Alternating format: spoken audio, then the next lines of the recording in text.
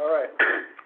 Call the meeting to order, please. Welcome to a special board meeting of the Nevada Irrigation District Board of Directors, November 28th, 2022. Would you all join me to the salute to the flag? With the salute.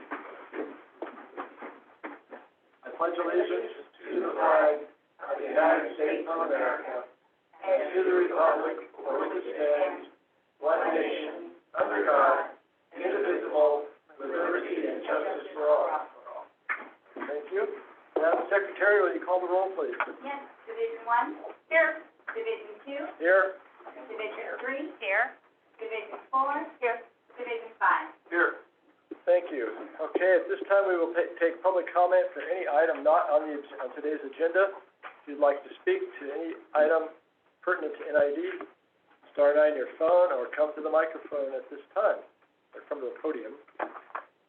For items not on today's agenda, public comment. Okay, we have a hand raised. Phone number ending 2887. Go ahead.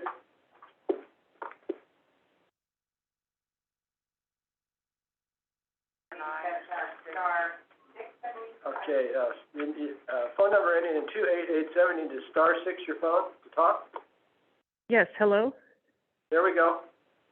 Go Hi. ahead. Thank you. My name is Ellen Sickworth, and we are an agriculture raw water customer in Lincoln. I just wanted to say we really appreciate this Plan for Water initiative and am interested in the process and what will come out of it. I've learned a lot from the first few meetings that I was able to watch in the winter, and it's been busy, so I haven't been able to see as many lately, but I try to review what's online later. I was just wondering if going forward the strategic planning workshops and maybe other future stages, if there could be a posted summary of the discussions of each meeting, or maybe a conclusion of what happened during that stage, just kind of a written summary for people who are unable to attend the meetings. I'd like to answer that.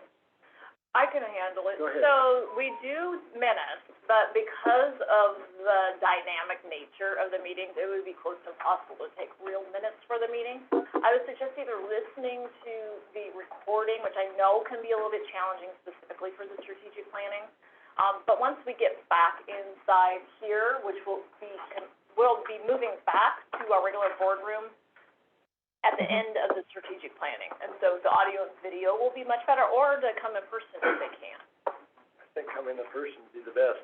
Yeah. Yeah. Unfortunately, I'm not really able to come in person. We're really busy and shorthanded, but I'll just have to keep trying to review, I guess, the website after the fact. I'll listen when I can. No, they're Thank you. Thank you. Thank you for the call. Yeah, the videos are posted, but sometimes it's a little bit challenging because of the nature of the group work. It's hard to even capture what's being said at those times. So with that style of meeting, it's impossible. It is almost impossible. So with that style of meeting, it definitely is better to come in person. It'd be highly challenging for staff to develop minutes based on what's going on at the tables. Debbie, welcome. Thank you. My name is Debbie Tutucci. I am the manager of Nevada County Farm Bureau, and I wanted to thank NID and the board for sending NID to our farm day. Oh, yes. You know, it was hugely successful. RCD put on the farm day, and we sort of co-host. So we served over 1,000 students, and plus their parents and friends that were helping monitor the classrooms. We've been receiving feedback from the classrooms over the last 2 weeks, and NID is mentioned frequently by the kids, and there's really cute drawings and stuff like that.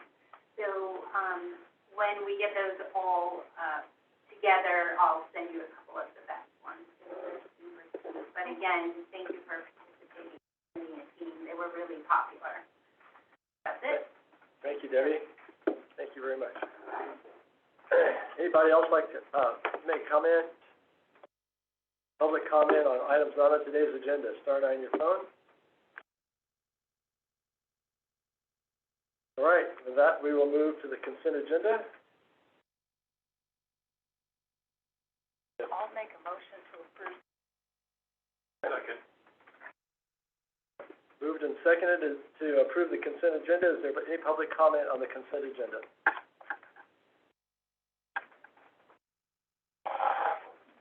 Start on your phone. All right, Madam Secretary, will you call the roll, please? Division 4? Aye. Division 1? Yes. Division 5? Yes. Division 3? Aye. Division 2? Aye. Thank you.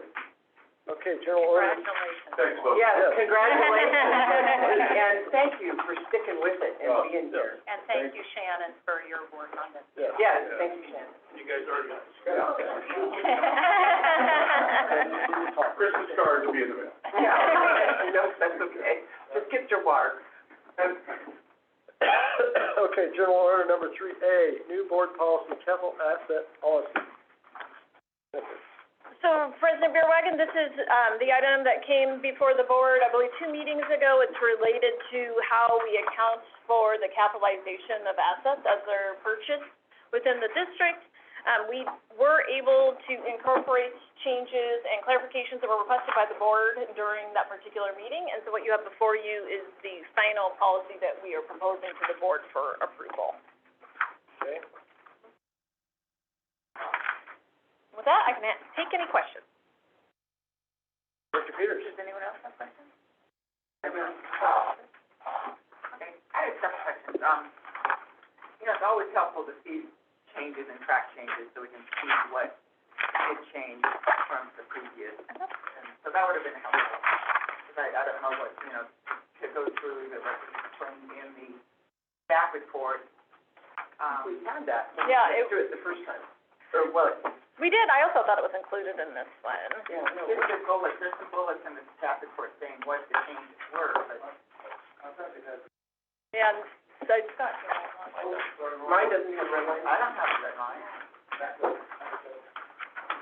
Do you have a red line? No. No, I don't. I have a red line. no, so the changes, yeah, I apologize for that. The changes are memorialized in the bullets, and we followed exactly what was asked. Okay, so bullets, and the bullets are just dots instead of numbers, but the third dot, 1, 2, 3,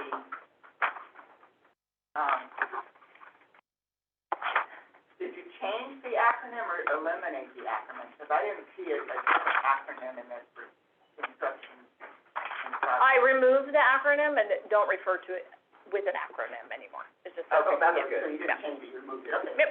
And then, the third bullet dot, tying up methodologies between section 3 at the top of page 2 is highlighted in section 4.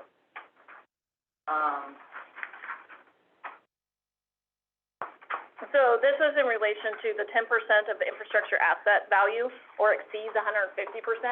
Before it didn't, the table didn't have the or in it, and so we modified that so it's consistent. Okay.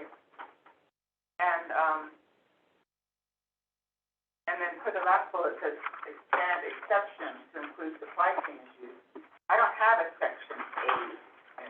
The section 8 in mine is policy adoption and review. Oh, I think, So I don't know which is section. so it's actually in, Supply chain. it was in number 7. So exceptions include projects that are only temporarily delayed due to pending approval of progress permit applications and progress financing agreements and progress real estate negotiations, supply chain delays, or other progress activities. So you just stuck in supply chain delays Yeah. into that? Yeah. It's in that last sentence. Okay, and what is, so, you know, we decided, so we changed the, section 3 to, let's see, what is it, capital assets to useful life of at least 5 years to match the table in section 4. What is an asset, like a vehicle? Our vehicles we keep small, 5 years? Mm-hmm. A capital asset useful life for a vehicle is 5 years or more. It's 5 years. Mhm. And what happens if a vehicle came with defect, like it's, you know, perpetual transmission policy? So the asset life cycle is determined when it's purchased, not based on when it dies. So it would still be capitalized. over 5 years, even though we're no longer, it dies in year 3, we still carry it for 2 more years.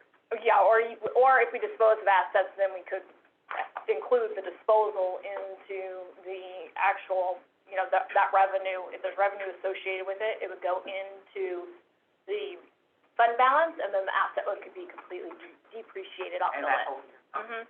Yeah, the capital asset inventory list is reviewed every year, so any assets been disposed of are removed.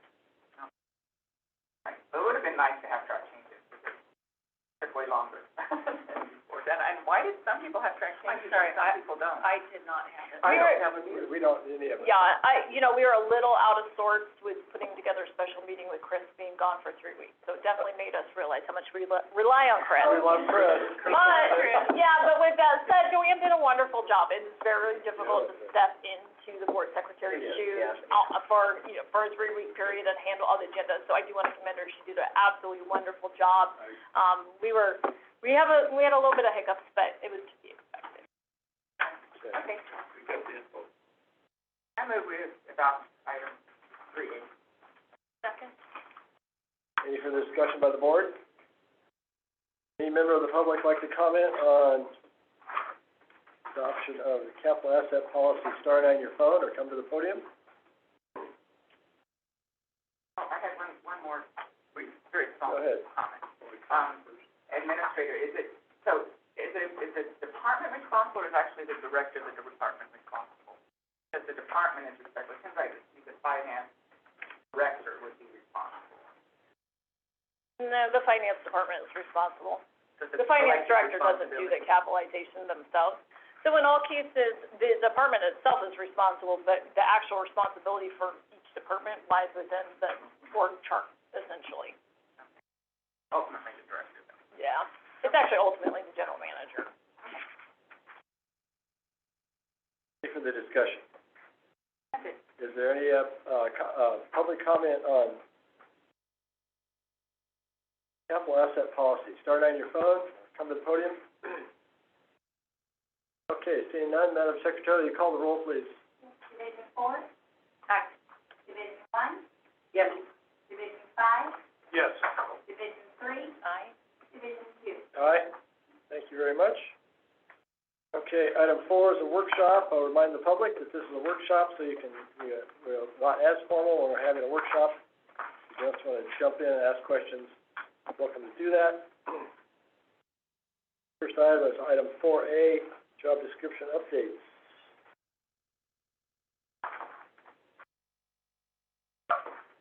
There's Naomi here. Yeah, I could provide a brief overview, and then Naomi could answer any questions as they come up. Naomi can answer questions.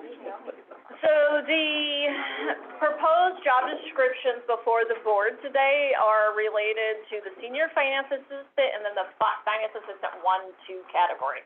So our goal today is to receive input from the board on these proposed modifications to the job descriptions.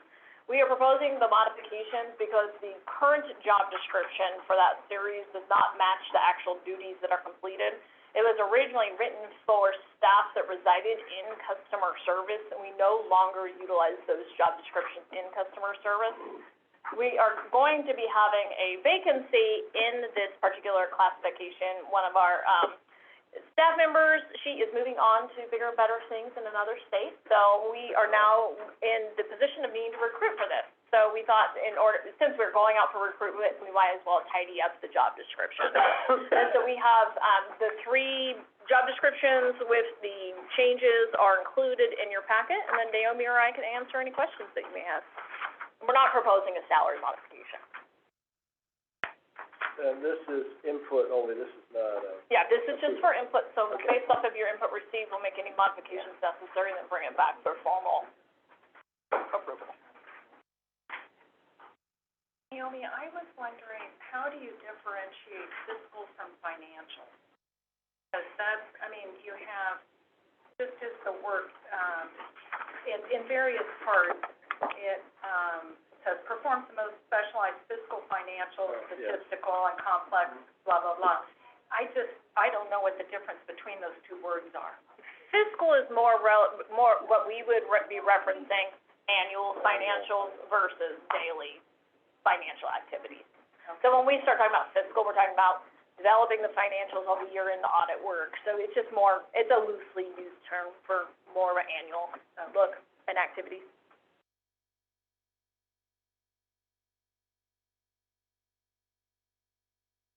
You could just combine them into all financial if you wanted to. Right.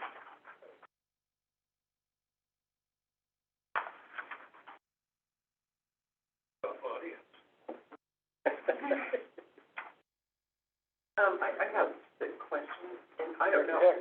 Thank you. So on, in the senior finance assistant, there is a, thing about possession of a valid California driver's license, and then my copy has comments on the side. Was I supposed to get this? Because the question that was raised, do you guys have the? Yeah. Yep. Oh, okay. Yeah, those are internal staff comments, whether we need it or not. Yeah, whether we needed it. We generally just require it to be done. I and would then- think that we, I mean, you require a driver's license for almost anything these days. Well, if somebody were to have a driver's license for any particular reason, whether it be a disability accommodation, we could likely accommodate that modification in this particular classification, because to do their daily duties, they don't necessarily You need don't have to to drive drive. Right. necessarily. It's just more of a standard. Uh-huh. We just kept it in because it is something we can waive if there were somebody Okay. who didn't have Great. a driver's license. Some classifications, for example, the utility workers. Right, that's right. Yes, okay, thank you. Stuck out, and I wondered what that was. That was gonna be my question, what's JD, when the JD?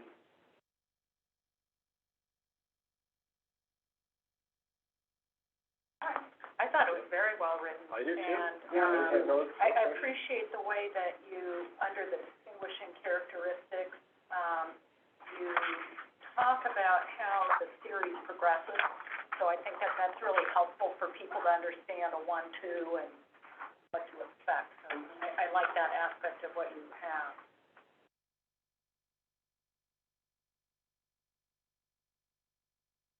Okay. I would say well done. You too? Oh, great job, Naomi, talk today. So the plan will be, we will, clean this up and then bring it back for requesting formal approval. Okay. And we'll move on to 4B. Okay, I think this is my item, right? Yes, has your name on It it. has my name on it. I have my signature on it, but my name is just fine. So, this is an adjustment, a very small adjustment, as you can see in the red line version, to policy 2175, employee training. What this is ultimately doing is requesting the, board to approve the adjustment of having a threshold for the department manager to authorize their employees to go to a training. That's inclusive of drive time, the cost of the training itself, meals, et cetera, of roughly $3,000. It's currently $1,500, but this initially, this right now is kind of a step process where it's a 3-step. $1,500 for the general, or the department manager to make the determination. No, $1,500 to $3,000 for the general manager, $1,500 or less, the department manager can make the determination. Then another step of $1,500 to $3,000, authorization by the general manager.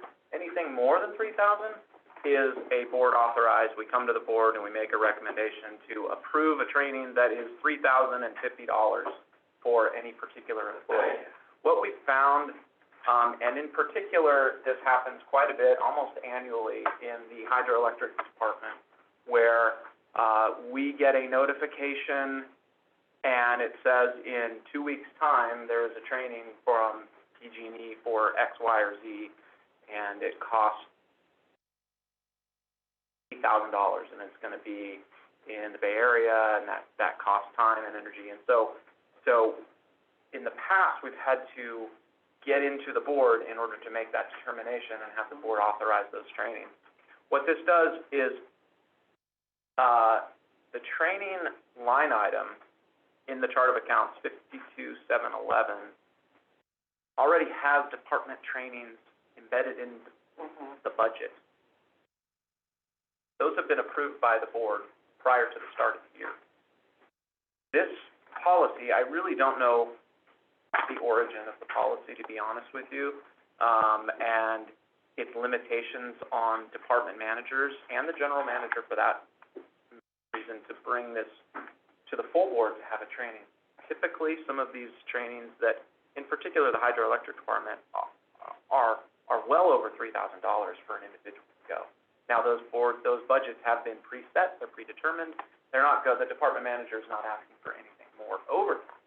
But it really streamlines the effect of being able to jump and be flexible to get our staff into these trainings that are more and more, they're very well attended. And so a listserv goes out, particularly from PG&E training, and they're filled really quick.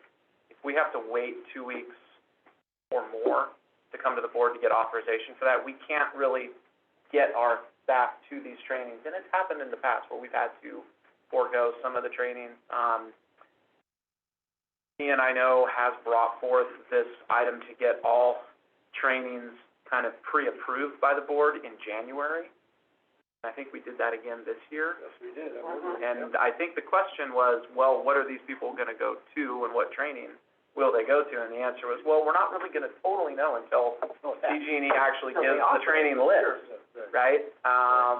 There are some departments that know it's they come out months in advance and you look forward to it and you can really plan for it. But this is really around the being flexible, being nimble, being able to get our staff to the appropriate trainings when necessary, staying within budget, giving, though, authorization to the general manager with anything over $3,000. So it still keeps that, I think, that threshold of fiscal oversight from department manager to general manager that keeps us all sort of in line. So that is the request of the board here, and that is the adjustment to this particular policy right now. I don't know, I know Kian's on the line. I don't know if you have anything to add to that, Kian, in particular. Yeah, I don't have anything in particular to add. I think that covers it. Generally, the trainings from PG&E run $3,000 to $5,000, and that's just for the class. So we've got meals and food and whatnot on top of that. So I think what you said covers it, Greg.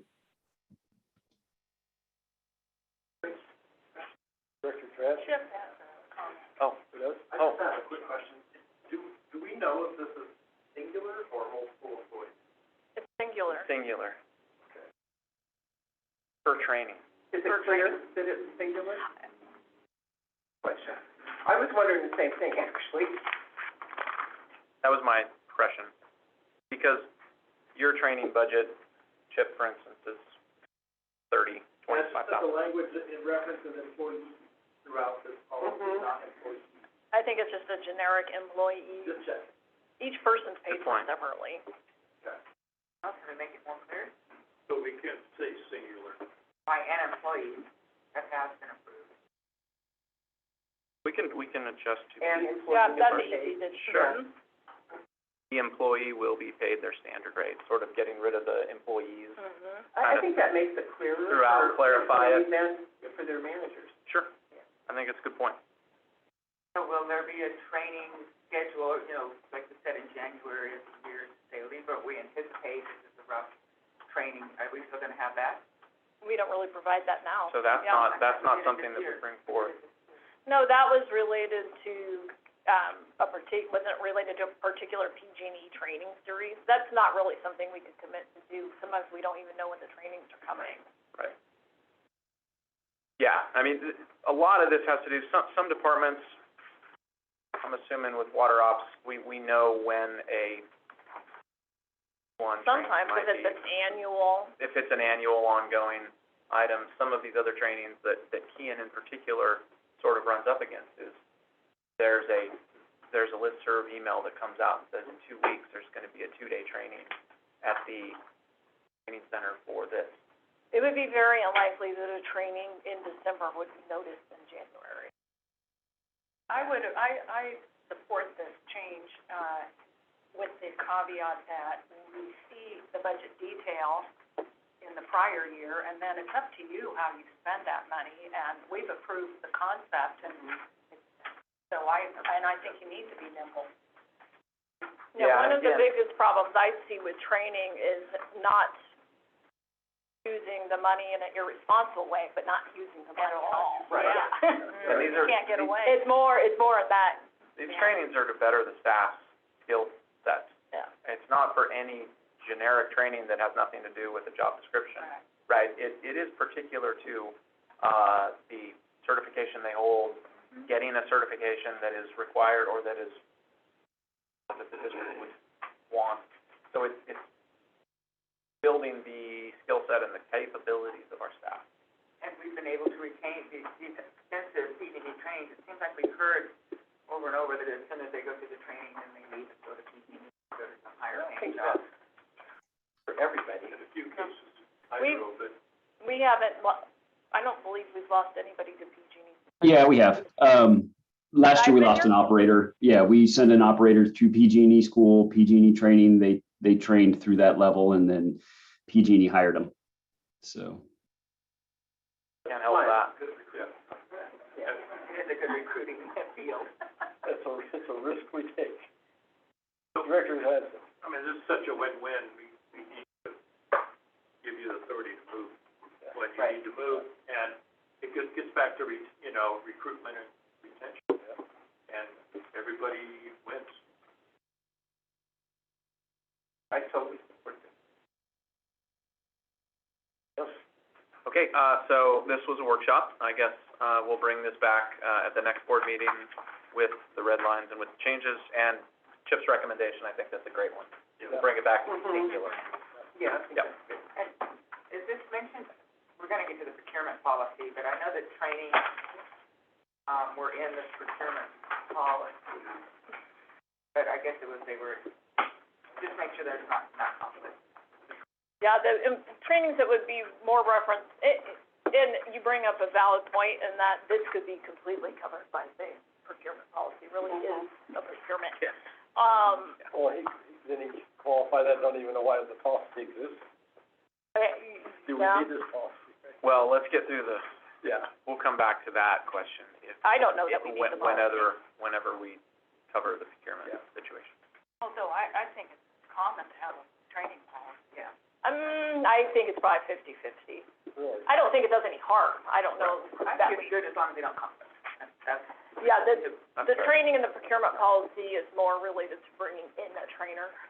Or we'll procure some of these services to come train Right. multiple staff members. All right. Thank you. And then 4C, board policy, procurement. Oh, public comment. I announced they can come anytime. This is a workshop. Not asking for specific comments. Oh, no comments on workshop? What? No comments on workshop? No, they can come in anytime, and I said that at the beginning. Jump right in.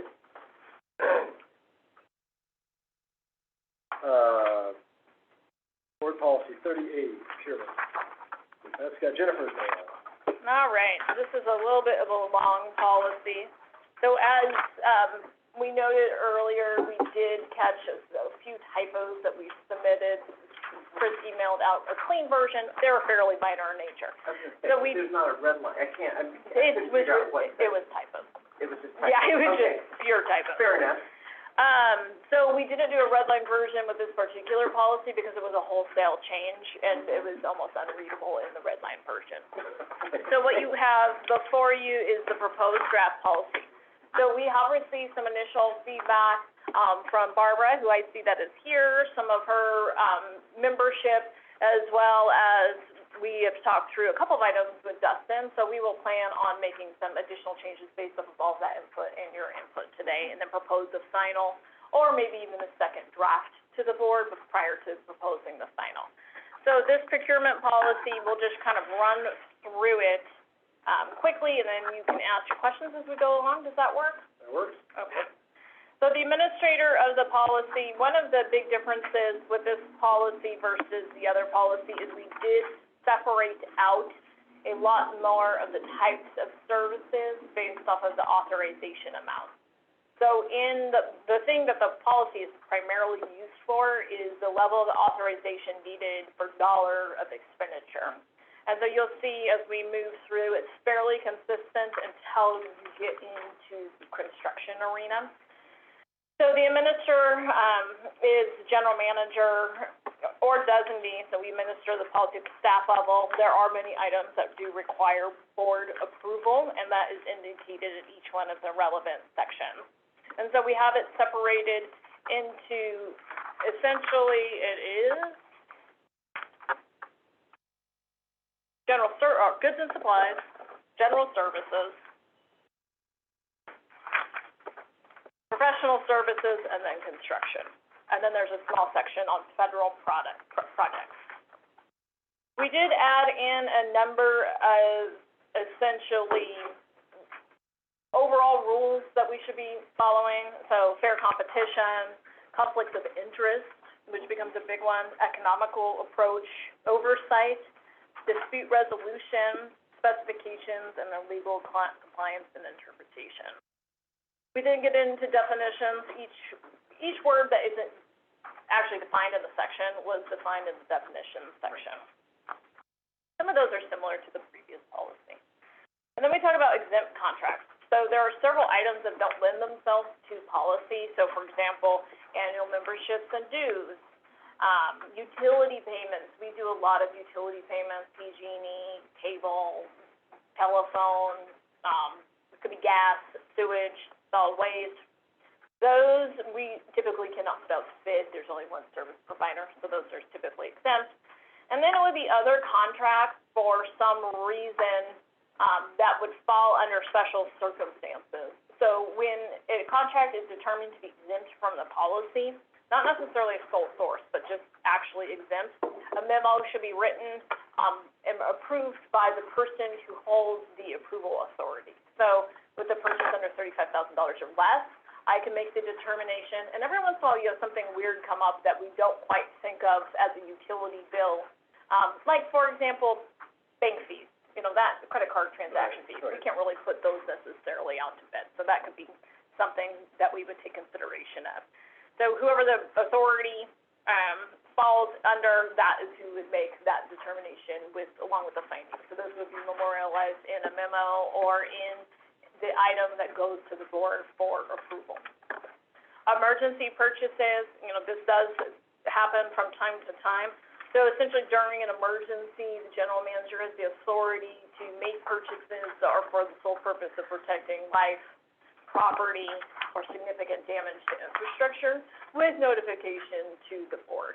So sometimes what you'll see is we will come to the board with an emergency resolution that provides more of a blanket authorization.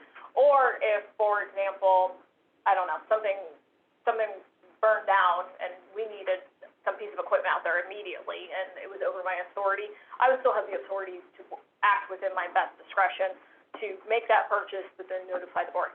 I can tell you in the time that, I've been in management roles, it rarely happens. It would likely be related to some type of natural disaster. Piggybacking procurements, so sometimes an other agency will have just put a contract out to bid, but in this you find more with goods or services. Sometimes it can be with vehicles and they get really good pricing. And so it is called piggybacking, when instead of doing our own bidding, we go off of their bidding. So in that situation, you have to identify who the agency was, all the bids. Like a pool of buyers, and take advantage of. yeah, piggybacking is a little bit different than a cooperative procurement. And like, for example, say PCWA just put a bid out and they got great bids on, I don't know, I'm gonna make something up. 8-inch pipe. And it's better than any pricing we've ever got, so we could go piggyback off of their contract for the purchase. With that said, the money still needs to be appropriated through the annual budget process. So that would still be, we'd only be spending money, that would be in the annual budget process. I have a question about that. So CCWA did their contracting, and they cut a deal with these people for whatever. So because CCWA cut a deal with those people, then that means we're automatically entitled to the same, what if they don't wanna give us? That's not how it's intended. So we would go to them and say, will you honor the price that you gave PCWA, and they say, yes, we will, and then we go with them instead of going out for bid again. So how would that differentiate from a regular, say we had a project going on? This would be something that would be well, this is a good idea right now because they're doing it, or we would have a regular scheduled project? Or the bidding process? Procuring this item, right?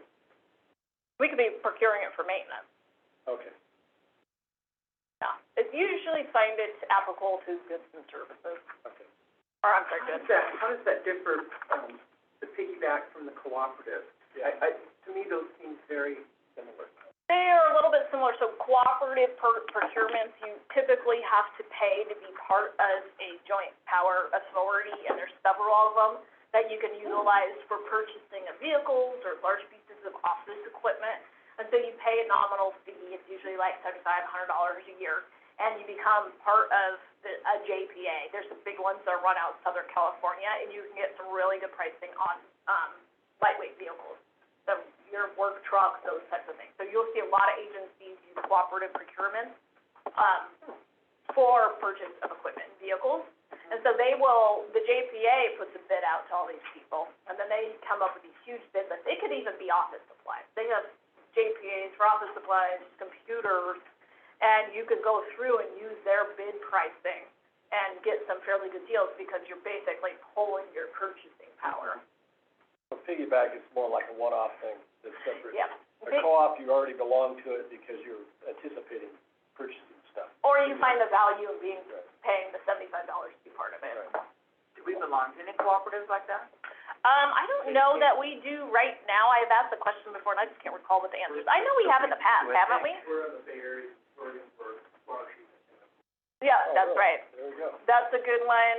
The ones I'm familiar with are for purchasing of equipment, and there's an office supply computer one that's really good.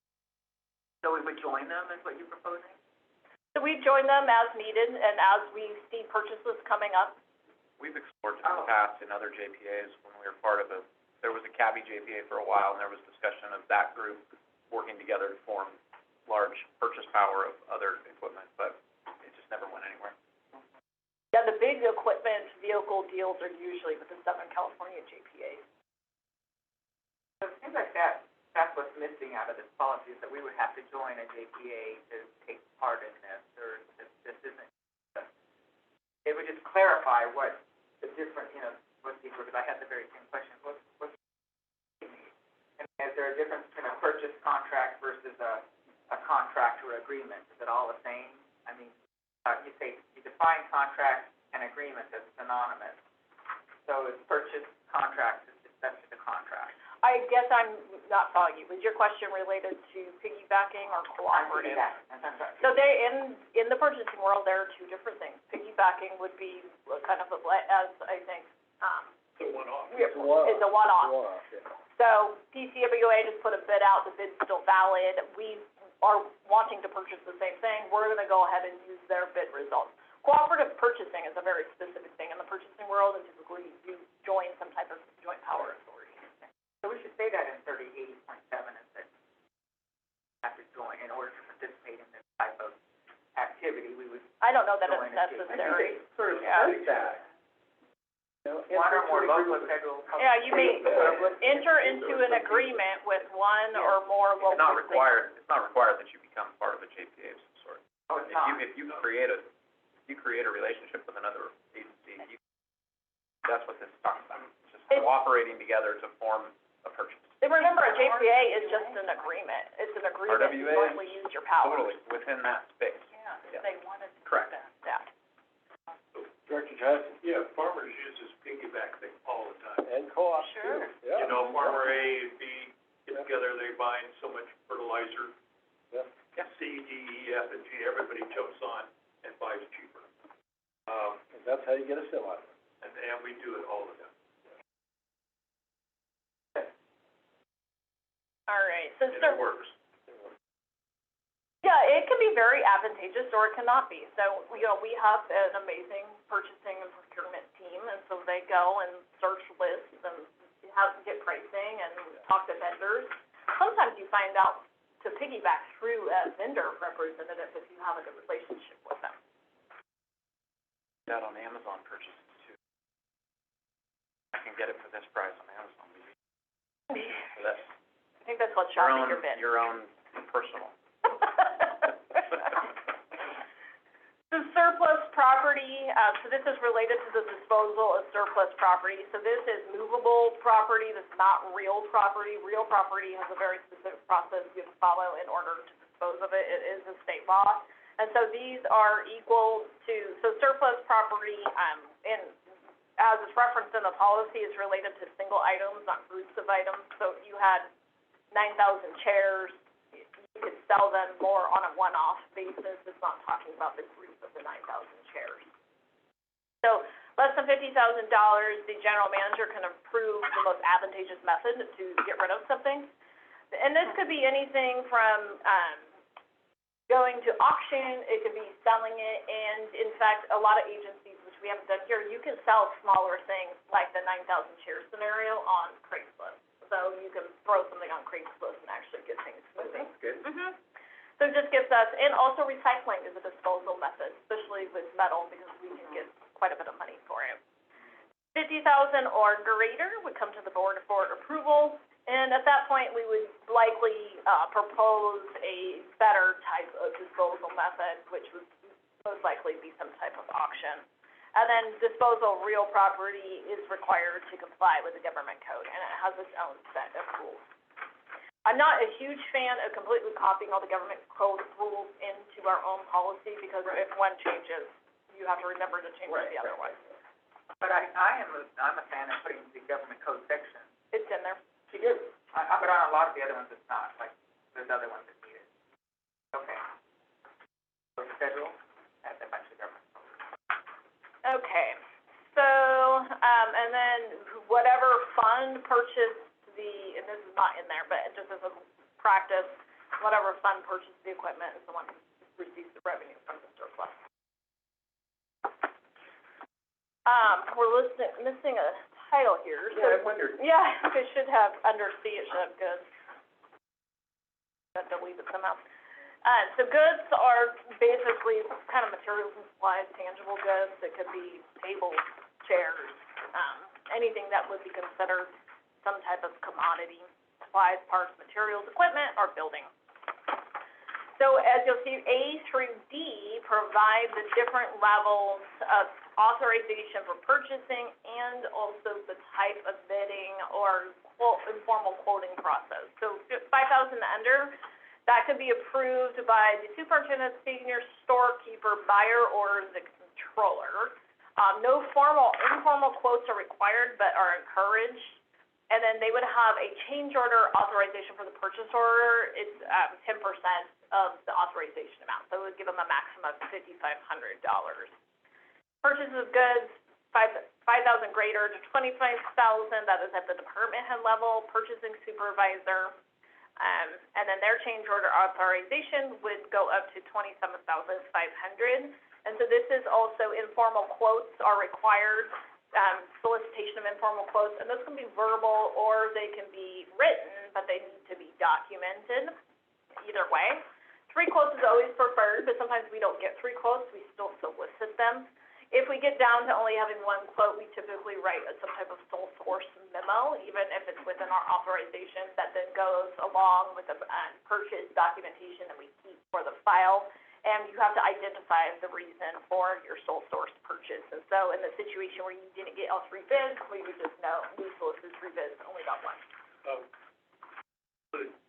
Sales tax, Does not include sales tax. and then do we get many, changes? Every once in a while, sometimes with goods in particular, you see changes when we maybe didn't account for enough, so we need 4 more of something.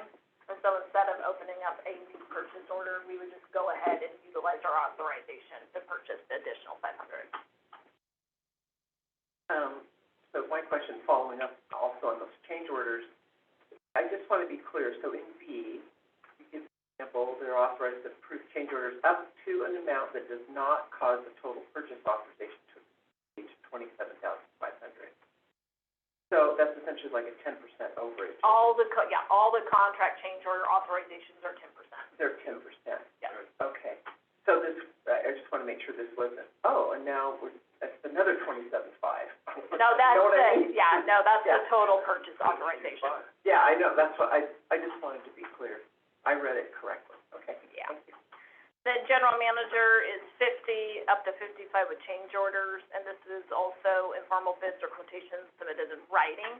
So the difference between a formal bid and some type of quotation is whether or not we put out documentation soliciting bids far and wide, or we're just asking 3 people that provide a lot of the items that we purchase do not lend themselves to formal bidding. And this whole policy will take place with we had a very confusing ISQ and an RFP and remember that? It still happens. It's somewhat similar, but I Is it gonna tried. take the place of that? Well, it does, but it also just uses more plain language. It's essentially the same process, but it was just written confusingly. Right, well, that's the thing, this is much better, and does this take the place of that other policy? Yeah, so this would completely supersede the Oh, other good, policy. okay, that's Yeah. where I was, thank you. And then up to, more than 50,000 would require board approval, and then that's with an actual written request for bid or quote. That may to minimum 3 vendors. Sometimes we put it out further if it lends itself to it, or the sole source justification if there is not 3 bids received or available. Sometimes sole source also can be utilized, for example, if we have all one type of pump in all of our pump stations, then we would want to purchase that same type of pump, so we want to keep multiple different parts on board and train our staff in how to repair multiple different types of pumps. So there are sometimes when you'll see sole source justifications just based off of having like equipment already. I missed something in the policy, is that stated in the policy? I believe it's in that red. The sole source? I just saw the definition of sole source, I didn't see that.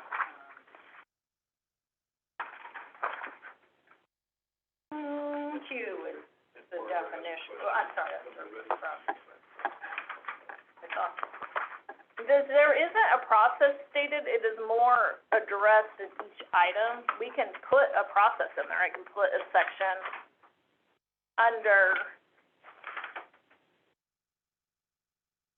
I think that we should have, when is it appropriate to Guidelines. use a sole source agreement?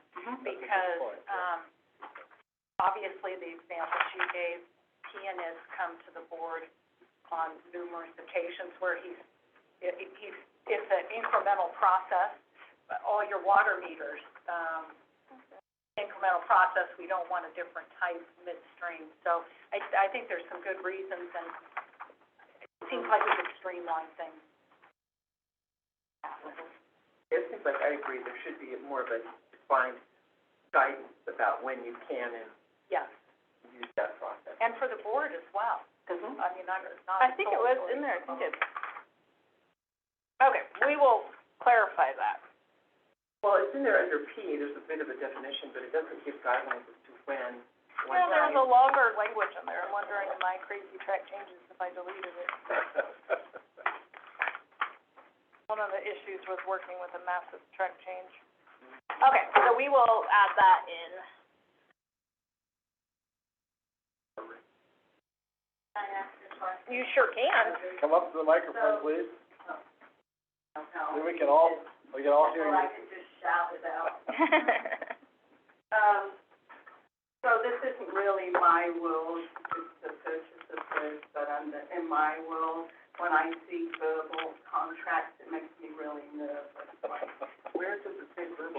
She said verbal issues. They are verbal. They, on goods purchases 5,000 to 25,000, that it will be documented, but, you know, that in contracting, construction, that becomes a huge. I just wanted to, I don't know how that will be. I heard her say that, what paragraph are we under when she said that? I think she's in A, A? Are you an A? In A, under, 5,000 or less, is that what you're looking at? No, 5,000 to 20, Oh, okay. 5,000. oh, maybe either verbal or written. That's a Informal good catch. quote. I would never want to have a verbal contract. There's Yeah, no it makes me contract. really nervous. Wait, which section that's in reference to the quote. That's in reference to the quote. Yeah, So, informal quote. it's talking about the quote. not the Yeah, and I first, know Not the it's a first. little bit different, I just wanted to say, hey, how does that work? Is it well documented? The verbal, so, yeah, so if verbal, the quotes shall be documented, and so staff would do the documentation. So how do we do that? We do it all the time now. Either verbal Yeah. or written. Walk through, That was gonna be my call question. Staples. Yeah. I didn't jump on it. Yeah, so what, We've got two different copies His, here. his copy is not the same as mine. so did you, are you following the copy that was on your table, or are you following the copy in your No, I'm packet? not, there's my fault.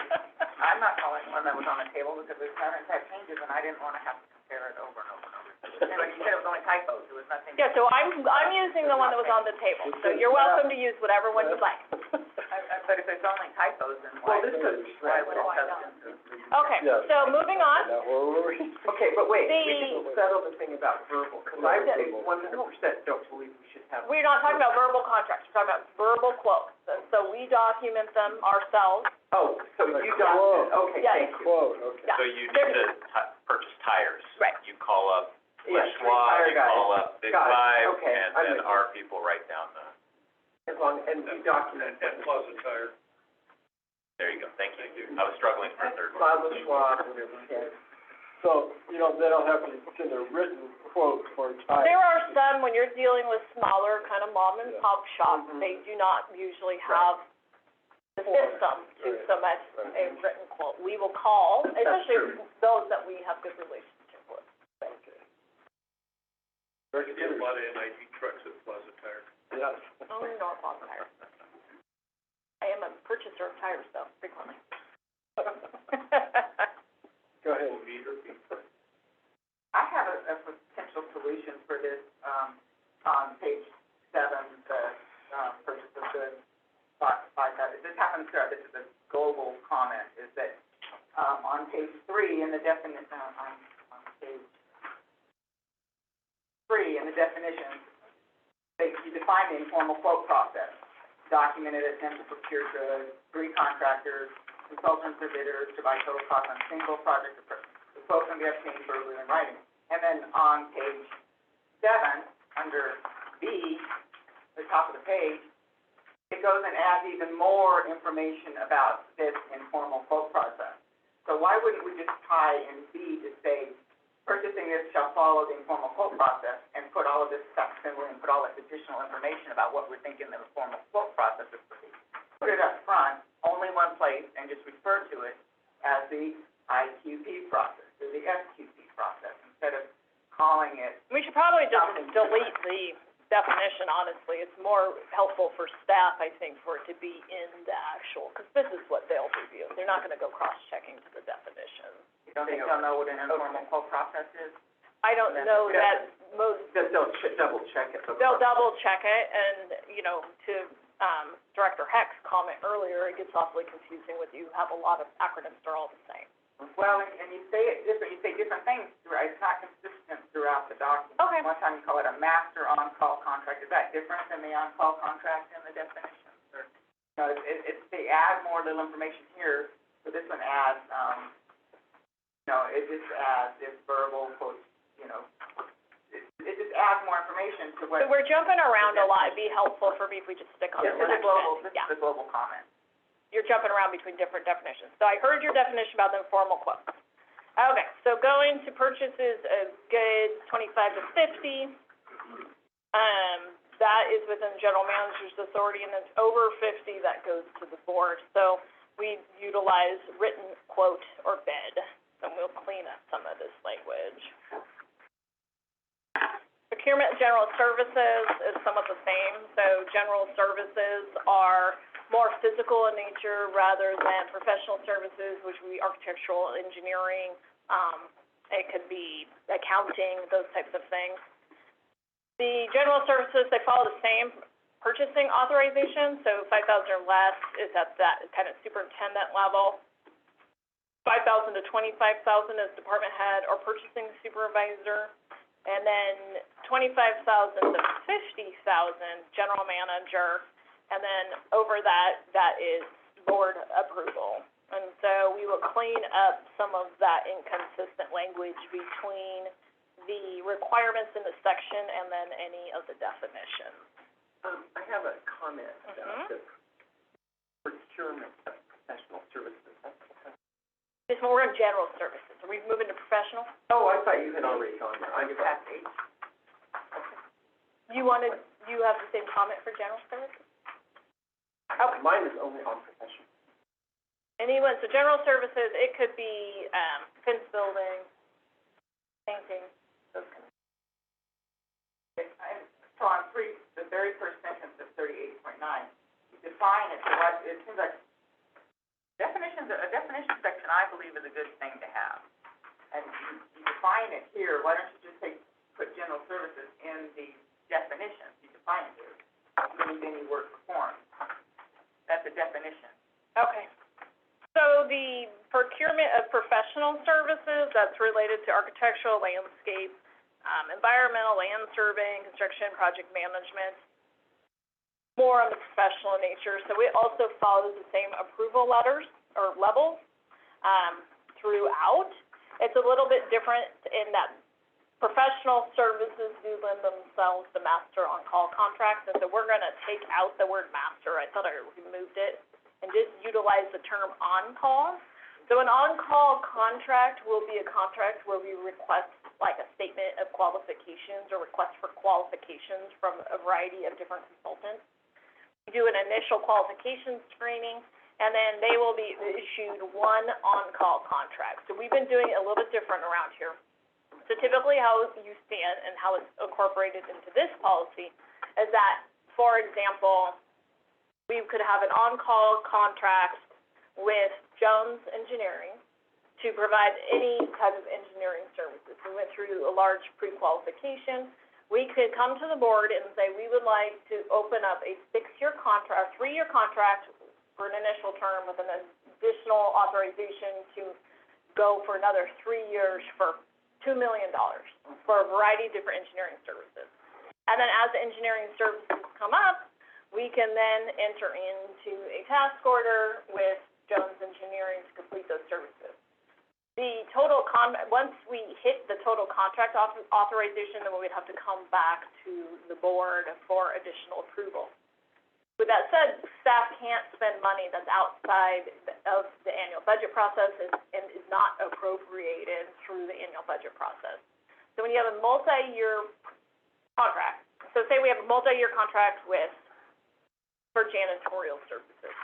If I want a 3-year contract, because you often get better pricing, I'll come to the board and I'll say, I'd like a 3-year, $3 million contract for janitorial services. If I hit all of my contract authorization in the first 2 years, then I would have to come back to the board and increase the total contract authorization. So all your task orders collectively together equal the total contract authorization. So we currently don't have that total contract authorization associated with the individual on-call contracts that we issue task orders under. So that's the big change, is that there will be a total contract authorization. The total on-call contract authorization follows the dollar amount authorization limit. Does that make sense? Give some examples. So this is just under this category of licensed contractor, janitor, landscaper, arborist, machinist, painter, or other work. That's what this is limited to. And no, it also applies to a lot of types of professional services, and sometimes you'll see it for emergency contractor services. So oftentimes agencies such as us, we will open up an emergency contract with Hanson or whatever we need them on call for. So you can have an on-call contract for that. So it's more than one type of service. So how does the board monitor those expenditures if you've got Hanson and Brothers, so, and they might be doing, I don't know all the things that they would do for us, but how, it seems so broad, I don't know the context for how that's used, from a fiscal oversight point of view. How are we, as a board, if we approve a $3 million 3-year contract with some company, how do we get report out that shows how that $3 million is being used? you have to tie it in with the rest of the budget. So you are approving the capital improvement budget, and then you're including the appropriation that's associated with that particular project. So what you'll usually see is I'd come forward with a 3-year contract for janitorial services, and I'll have identified in there, year 1, I expect to spend this, year 2, I expect to spend this, and their prices, we're gonna give them a CPI increase each year. So this is the total amount, and then every year when the budget comes through, that money will be included in the budget. I have a follow-up question when you're done. But I just, Does it have more to do with reporting out to us? it's not so much in standard services like janitorial, it's more, HDR. Because we have had a big blanket agreement with HDR, and, I mean, I'm not saying whether anything about those expenditures, but I don't know how it's linked back into the over, so when we get a $3 million, a request for a $3 million multi-year contract from an HDR type of organization, how do we know how that money is being spent?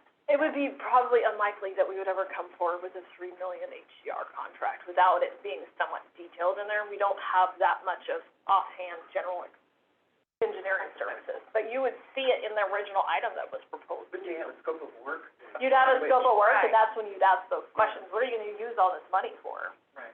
We hope. Right. So in the case of West now, that's gonna go 2 years, right? So that was a standalone contract. Standalone. Are you talking about? This is the format that most public agencies use for on-call contracts. What was going on here, you had basically no oversight over Right. the whole on-call contract. You could say if you're uncomfortable, you could say we're gonna bring every task order forward, but that negates the use of, And then that's all logged Of in you- the process. of using an on-call contract.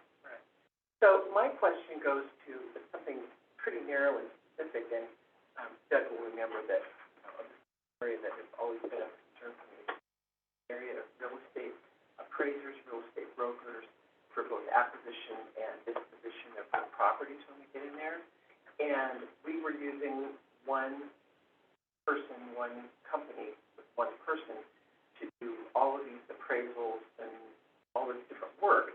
And each one of those components, let's say, each property that this individual is working on might only be $5,000 or $10,000 or some smaller amount. But when you looked at it in aggregate, there was often over $200,000 a year paid into this individual. And my concern was, it's like, well, how do we do this with a bid? You know, this is my area, right? So it's like, well, if you need the services of a professional, you know, real estate appraiser, MAI appraiser, whatever, do you go out to, under this new policy, would you go out then to the world of MAI appraisers and say, we're looking for this kind of on-call contract? And is that what you would do? Mm-hmm. Okay. So if you were going to, for your example, for an appraiser, and you think you're going to do we don't ever do this much money worth, but $150,000 worth of appraisals over the next 3 years, just by nature of the bidding requirements and the contract authorization level over 50,000, we would have put it out to formal bid. You can also put it to multiple people, get multiple people on call, and try to Yeah, I spread the work. wondered You about can that do that too. too. You can do that. There's typically, I've never seen an agency actually have rules about that. Usually staff does that anyways. Right. Well, in the world of real estate, you know, you can get some pretty substantial, price reductions from skilled, you know, just an appraiser may cost, you know, $5,000 here, and it might be $7,500 over here, and this person might do it for $3,000 because they're not busy at the moment. Mm-hmm. You know, and so you get a large variation, and what I was seeing is we were using one person all the time, no matter what, and that person and agency profited pretty substantially without, there was not ever any going out to bid or going out, I other think, potential. Doug, and correct me if I'm wrong, part of our challenge is when we go out to other appraisers, we actually don't get bids back, or they're more expensive. So it varies. I mean, in terms of most project stuff, we do go out and get multiple bids.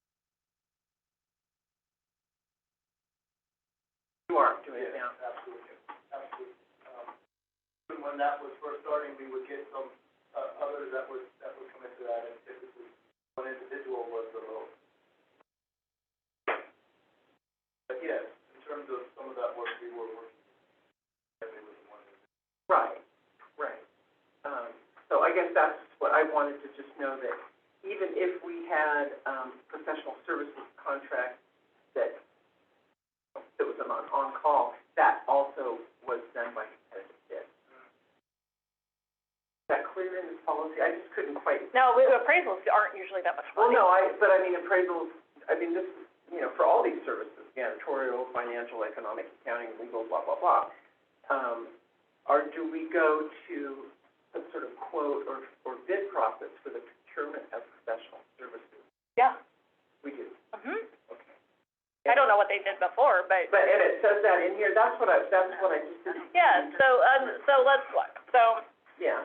5,000 or less, a lot of times it's not worth the staff time to Oh, go gosh, get a totally. number of bids for Yeah. something that's $5,000 or less. So it does say, Oh, okay, so it is in here. Uh-huh. Okay, all right, Yep. I'm good. okay. You don't have to go through it anymore, thank you. Okay, so do we have any more questions? Laura? I have a lot of questions. Okay. Just clarification mostly, so you're gonna have to bear with me. So, okay, so,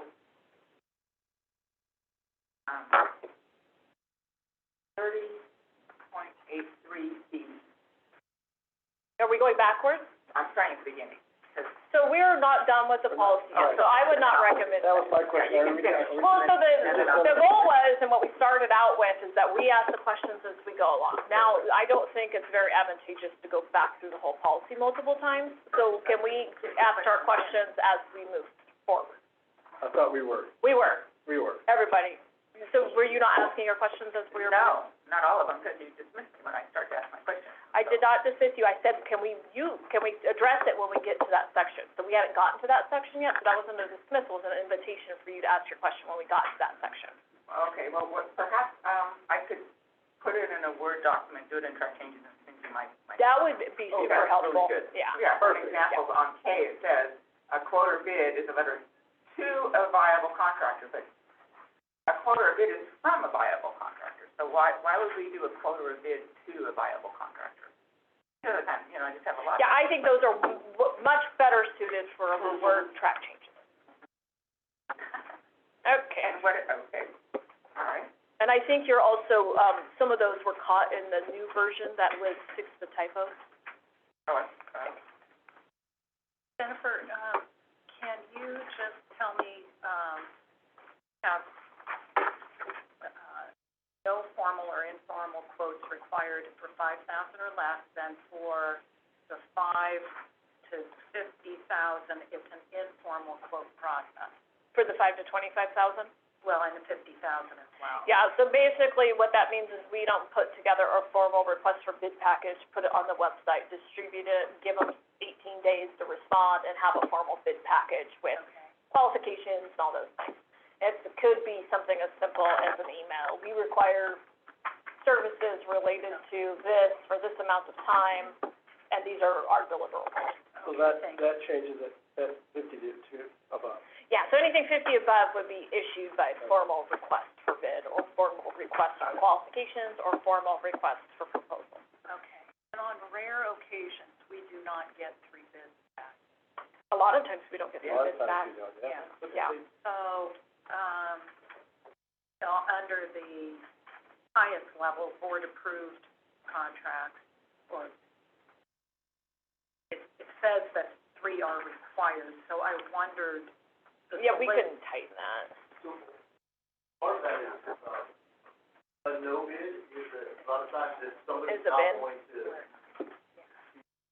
bid on it, you request that they send us a letter saying, about this time we don't have Okay, the ability to put together a proposal, we count that as a bid. okay. Right, so we did send out to them, documented, they sent back saying, hey, we just don't have the time to put something together. I think that covers that right there. Okay, yeah. It's a response. Yeah, it's a response, Yeah. And you only send it to the firms or the companies you feel might want to respond, or if they're not doing a request for proposals on a broader search, Correct, it would go out to a group of selected contractors. elected for Are we mixing, we're talking professional services, It right? depends on the work. Yeah, depends on the type of work we're doing. So professional services, like under the 50,000, yeah, we might only send it to the 3 that we know have experience in this area dealing with our construction. Yeah. As opposed to, when you put a request for proposal, even on your website, there are listserv mining services, and it will go everywhere, and you could spend hours and hours and hours reviewing the proposals. It's just not worth the money for under 50,000 in most cases.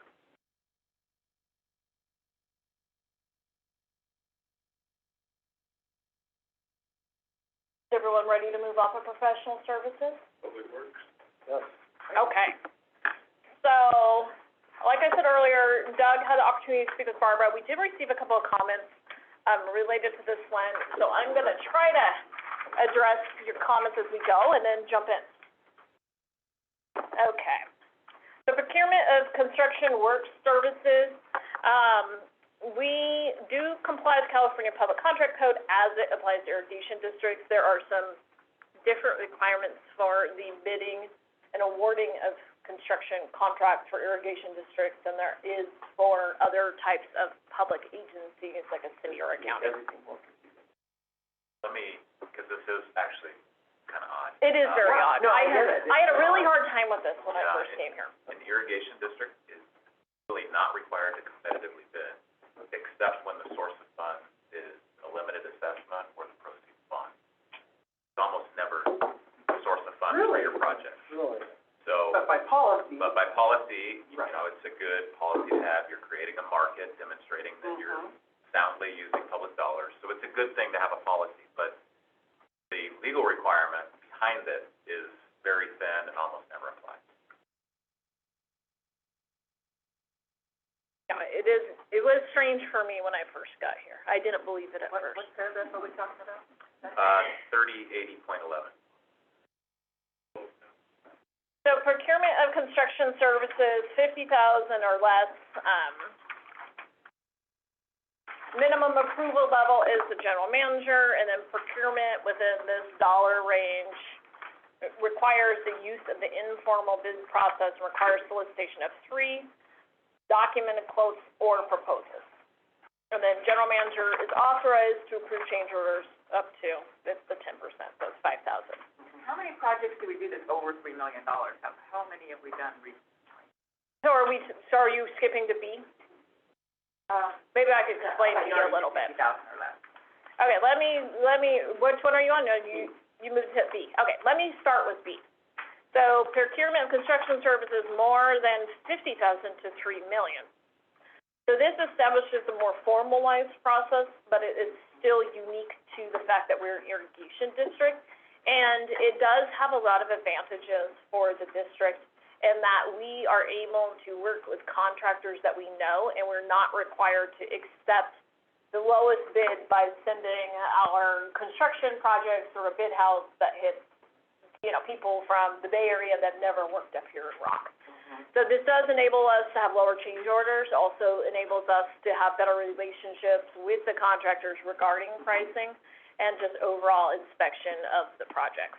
So what this whole procurement of construction services is based on is a pre-qualifications process. So it is proposed that on November 1st of each odd year, staff will solicit a statement of qualifications from interested contractors, which will be analyzed to develop the approved contractor list. The approved contractor list is valid for 2 years, and it goes each and every year, January 1st of the even year, and it ends December 31st of the odd year. So it's valid for 2 years. So if you want to be on it, you apply on November of the odd year, you start January of the even year, and then the list is valid for a 2-year period. So once you're on the list for projects that are 50,000 to 3 million, we will request bids from all of those qualified contractors. So we'll send them all the bid package and solicit the bid. The qualification process is quite lengthy, and it was somewhat, modeled after various state processes. So some of we'll kind of go through it. It's essentially intended to understand that the contractor has significant insurance, or sufficient insurance, Yeah, that word. David talks. Workers' compensation, OSHA programs, do they have bonding capacity? One thing that did come to my attention was that what one was it? What one? Yeah. Under number 8, history of paying a premium of more than 1% for bond performance and payment bonds. So essentially, the higher percentage you're required to pay for your bond, I mean, it doesn't necessarily mean that you're a bad actor. It could just mean that you're a small operation. And so, based on some feedback, we are going to be recommending that change to 2%. But this also doesn't necessarily kick you out if you're higher than 2%. It's just a consideration for getting on to. For your scoring, maybe. Yeah. So the question is, Barbara, what's the average with our local contractors? For contracts that are under $3 million, you're going to see smaller contractors bidding on that. So they don't have the low bonding rates because of the size. So what you would do if you made it 1% is you're kind of, limiting some of the contractors who would qualify for the work. So, that range is normally about 2% that they're going to pay for the bond. 2% would Yeah. fit them in. Yes. Is $3 million, could it be higher? And you may have those comments too, because I did talk to Doug about some of this. Some of the comments I got back from the contractors were because construction costs have gone up 40%, that maybe $3 million is a little bit low and it should go to $5 million. Personally, I really like a pre-qualification process. I think it really protects the district and from, false contractors. And I know I have some other comments that Jennifer. I have a question about this. Do you think, is that the only, difficulty it provides for smaller contractors? Because maybe in the future we'll be doing multi-mega million-dollar projects, but $3 million is a pretty good-sized contract for pretty standard. Yeah. $3 million is more of your run-of-the-mill projects. When you get up to, Scotts Flat Spillway or Right. the Combi, you're talking well over $10 million. So I think this captures a lot of our routine water replacement work, those kind of projects. And this criteria list isn't too onerous on those contractors. It's a pretty standard list. Smaller. Yeah. It's a standard list. I just had one other comment on it because I wanted. Got my labor compliance review program? It was made up, it's not intended to be the actual labor compliance program. Yeah, what does that mean? So essentially, when you hire subs, you're responsible for your subs. So Right. sometimes, and we actually have situations on the Alta-Sewer tanks where they were utilizing kind of a sub and it went a little rogue, that they're responsible for ensuring their subs have Right. workers' comp insurance and are doing all those things. It's not intended to be a big deal, but we can define it better, so, because it does sound scary because there's also a formal labor review program, which is, right? Labor compliance. Yeah, Labor compliance program. compliance. So we'll clarify it better, because we're not talking about the labor compliance program, we're basically talking about, are you clearing your subs before you're allowing them on site? Do you check their, professional licenses, all those things. Right. So we'll get that straightened You'll out. get that, Yeah. because that's very confusing. Well, back to her comment about the $3 million maybe being low, I have no benchmark for that one. Yeah, 3 to 4 is a small to medium-sized construction project.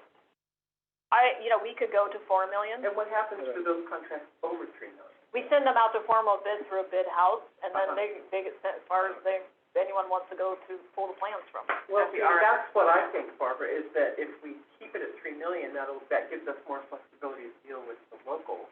Whereas if we bumped it up, we would be in that category. No, it would have more, give you more flexibility. So if we bumped it up to 4 million, we'd still be going to our qualification list. Oh, okay. Right. And if it's a special project, then we would free-fall that like we did for Hemphill. Yeah. Not just a project that's $5 million, but Hemphill was only $2.5 million for the contract. So we went through the free-fall because it's very specialized. Right. We wouldn't necessarily send it out even if we didn't think the contract was going to be more than $3 million. Do a special qualification. So Doug, 3, 4, 5? We could go, That's my question. we could go 4. I mean, it really is just a preference. We could increase it to 4, and then we can, this 4? The majority of our projects fall under that. Majority of our projects. I would say 3, I'm really comfortable with 3. Well, More flexibility. 4 will go out to the big bid houses. I do know 3 million is a standard kind of project, but as Barbara stated, prices are coming in higher this last year, so our standard project What might is get more Barbara's than 4. recommendation? I think she's fine with 4. Yeah, I'm good with 4. I just. You're good with 4? She recommended 5. She recommended 5. 5, Yeah. but, I just wanted to make sure that, the smaller local contractors Yeah. have Yeah. a shot at. Me too. I mean, that's my concern. Why don't I do this? Why don't we, staff come back, we'll do just a quick little look at our construction programs for the last few years, and That we'll would kind of be make a back of the helpful. napkin adjustment for inflation, and Right. then we'll come up with And then a, add our current inflation. Perfect. yeah. Yeah, Does that work? Great idea. Okay. Yeah. Great. And then add for the next 3 years inflation. Yeah, I mean, for me, it could fall between 3 to 5. I mean, it doesn't really Okay. matter to me. I think it's especially with the qualification process, I mean, it is a little bit of a hurdle for them to jump through. It is. Is there a minimum number of people that can be on this list before you redo the, if this is a request, it's approved pre-qualification contract list, it is gotten to the request for qualification process, the defined request for qualification process? It doesn't say that anywhere here, but It does, it says approved pre-qualified contractor list. Approved qualified contractor list. not following what you're, It doesn't say that are on the approved qualified, so anyway, so you would go through, develop, for odd years, to solicit a statement of qualifications from interested contractors, which will be analyzed to develop the approved why don't you say you'll go through the RFQ process, request for qualification process, to determine that? It is a request for qualification process that we're gonna go through here. As opposed to number C on the next page, for greater than 3 million, a competitive steel bid, now we're calling that a formal bid, is that the request for proposals process? Yeah, I'm just looking for consistency. I'm not following what you're saying. I know, I'm not following Yeah. at all. Okay, I'm trying really hard. Why I'm don't you not put getting those it. comments in your written comments, and then, Say it again. well, we're all getting confused. I think it would be, if you put in your words into there, I would actually be able to include them. You're just wanting it to be a little bit more clarified? I have a question about this. My question is on compliance. That is, in my world, sometimes a tenant or whatever will pay their insurance or their bond or whatever, and then it expires during the term of the agreement. So my question is how do you, and maybe it's done within the actual contract itself, but who is the, compliance police so that we make sure that their insurance in year 2 is still in effect? Project managers. Yeah. And they usually have to Is put there a us as process? additionally insured, yeah. There's It new would- certificates every new project. We get a certificate, and then Right. the insurance company has automatic notification to I give us know. a certificate. But what if the insurance, I experienced this in my little world, is when those, when the insurance expires, the insurance companies don't notify, hey landlord, their insurance No, they don't. expires. They don't notify you. And so we've had to go through this process of having some poor person, call up all the insurance companies, or is the insurance policy still happening? So we keep track of that Oh. in terms of, You do? you get the certificate that says it's good from this date to this date. Right, they're usually 1 year, And 30 right? days before that, you get identified and you put it on your calendar, it pops up saying, you need to have your search redone. And so then you start to reach out to the contractor and say, hey, please have your insurance company. Most of the time, it just happens automatically, you don't even have have to request it, the insurance company, I'm not saying. But there could be a situation where somebody defaults. If they default, the insurance company would notify us that it's no longer insuring them. Do they actually notify If you? they cancel it during that time frame In which you're, as the additional insured? Yeah, usually when you add NID to a contract as an addition, then that kind of notifies. Sometimes, I guess. I mean, my experience is they're not good about notifying the additional insured people. But we do have measures. But in if place. you've got a process, that's all I would have cared about. Okay. Good point.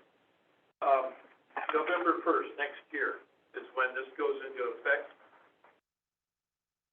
And No, November first is of when, every odd year. of every odd year is when the statement of qualifications are requested. Like a reopener. Yeah, and then the next year it starts on the even year. So once we implement this, we'll have to figure out how to. But we want to implement it sooner than later, right? Yeah, so we'll probably have our first term be something less than a 2-year term, depending on when this gets approved.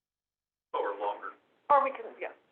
But people can add on, if they're new to the territory or they're. Yeah, that new was to my other question. Good question, Rich. You know, due to, that type of construction. Somebody moves to the area and joins the contractors association, and they went, hey, you know, I'd kind of like to be on this list. Is the list only good for that 2 years for only those people, or can somebody new come? I think we close it. I don't think we keep reopening it. It's the process to go through, and then you do have somewhat of an issue with not everybody being noticed again. Good, Yeah. good. Okay. But we're gonna start it as soon as you can, that's convenient. And put it to a certain time, but close it for a certain time limit, and then it gets reopened again. I have one more question. So this pre-qualification, is it gonna go through your department will do that, because I've seen problems when the quality. We'll develop it, we'll score it, we'll create the list, and give opportunities for folks to, if I am from the list, to be able to appeal back, go through that process. So, Doug, what's the geographic range that you will solicit contractors from? Well, that's the trick. Any kind of a plan room or et cetera, you're gonna have folks that'll be able to see that from multiple locations. So, That could be anywhere, it could be in the valley, it could be in Southern California. When you're doing this when pre-qualifications process, could be from anywhere. I could just address that a little bit, Karen, because we have a statewide plan room. So when NID actually issues that, request for qualifications, it's gonna go in our plan room and it goes all over the state of California. So you're gonna get a broad range. We don't usually get a whole lot of interest in coming up to this area, but, there is a broad, it does go out. Okay, so we definitely would be pulling from Placer County, probably Yuba County. And Yes, they're all part of our network. It would probably be, Sacramento, Placer, Yuba, The trick with El Dorado, those smaller maybe. ones is not very advantageous for a contractor from Bakersfield to come up Right. on a $800,000 project. Because the cost of getting these people up here into the work, makes it not very expensive. And I think you said earlier, if you have a project like Hemp Hill, which is very specialized and may not have someone pre-qualified or enough pre-qualified people, then in that instance, you may add to that list. We would do a separate one. So this would be, we would identify it as a special project that needed special, that wouldn't meet the normal general condition requirements that we could sort of this.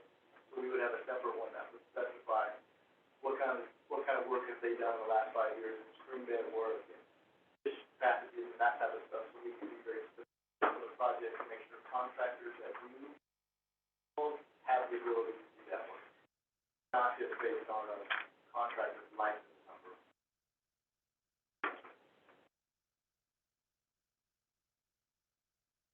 So, as we say, valid for 2 years, starts January 1st, even year, expires December 31st of the odd year.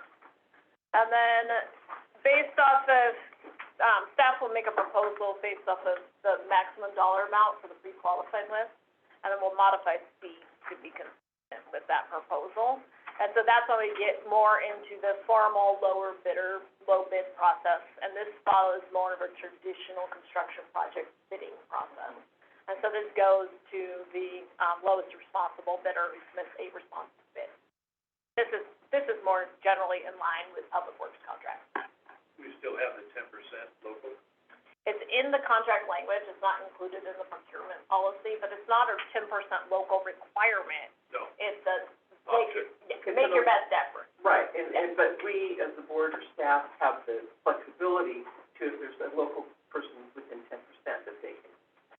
No, that's not what the 10% is. It's 10%. Well, we did have something like that. It's 10% of the total construction contract should be given, you should try your best efforts to give 10% of the total amount of construction work to a local contractor. So those contracts over, worth more than $4 million, it's in, I think, section 6, which is the contract section of our contract. It says any project that's more than $4 million in terms of the bid, you have to make good faith effort to get at least 10% of that being local, whether that's, equipment, labor, materials, et cetera. And that is defined as basically businesses that have within our boundary of our. See, like traffic control, Yeah. aggregate. It's a good faith effort. It's not a requirement that they have to be 10%, but they document and go through the process to show they've reached out to the Nevada County Contractors Association, solicited requests for quotes from multiple local contractors for different pieces of it.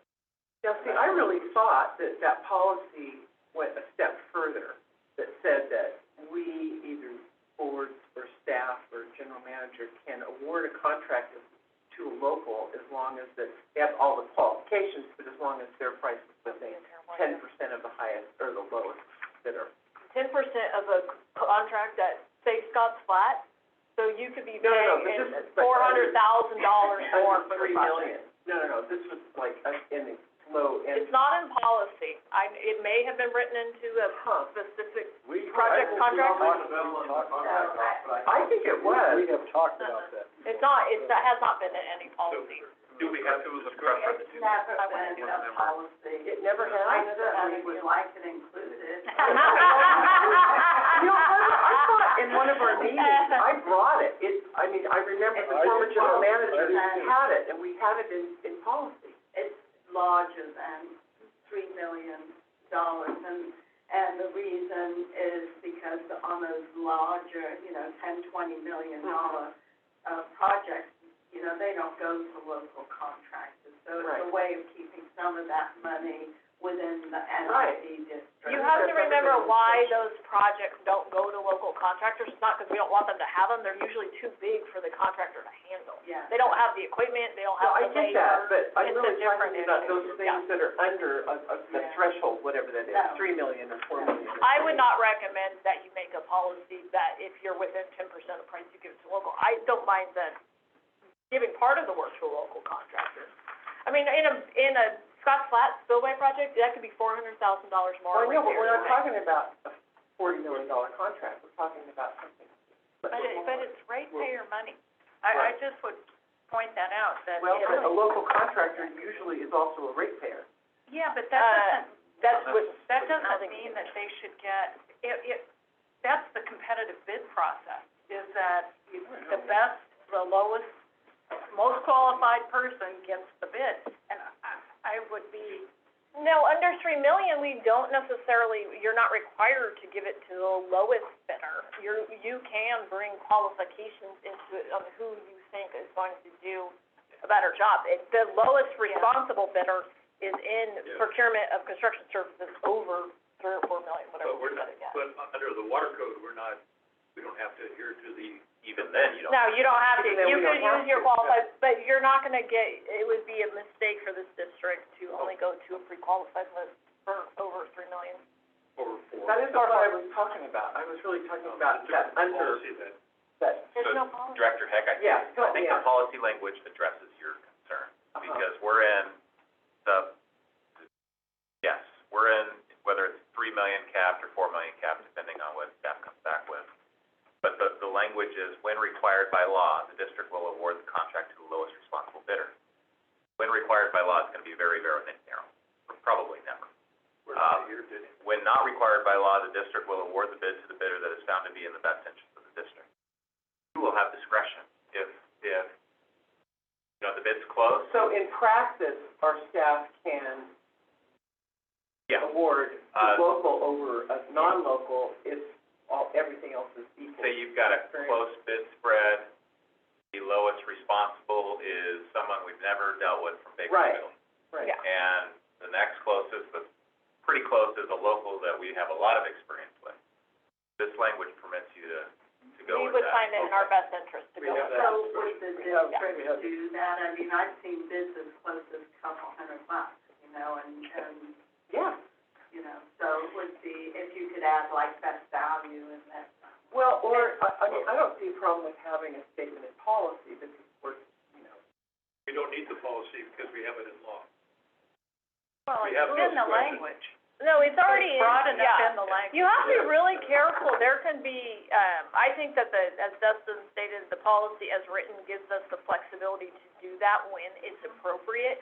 I don't, That's right. yeah, when it's appropriate or not appropriate should be essentially proposal based if it's within staff's authority, determined by staff. If it's not within staff's authority, we make a recommendation to the board. It can get extremely political very, very fast. And this is where you do see agencies get themselves into trouble. But to Karen's point, we're not gonna be spending district money just to spend it. We're gonna be very frugal with it. Look, I mean, preferences are against the law in other agencies. At all. Well, I think the contractors are used to that in their bid process. They're They very expect to be- competitive, Yeah. you know, they do know how to be competitive. They are awarded a fair amount of those contracts that are in that price range, so I don't think they have a problem, you know. I know the county, for their goods and services, have a 5% local preferences because that's allowed by law, you know, and they want to support, you know, that local company. That's really what I was talking about, was a statement, Yeah. a policy statement that we would like to give preference to local.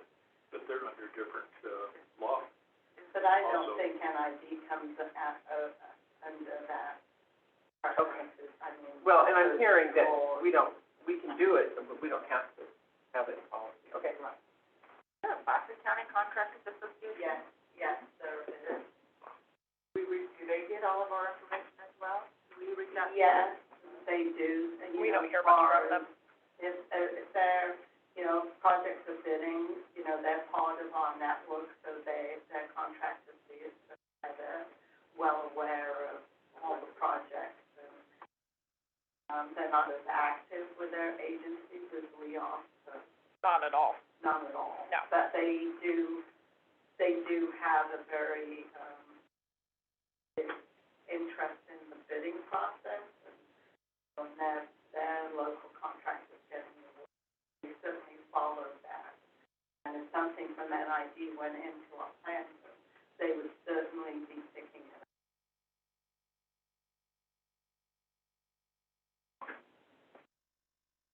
Placer is considered local, Boston County.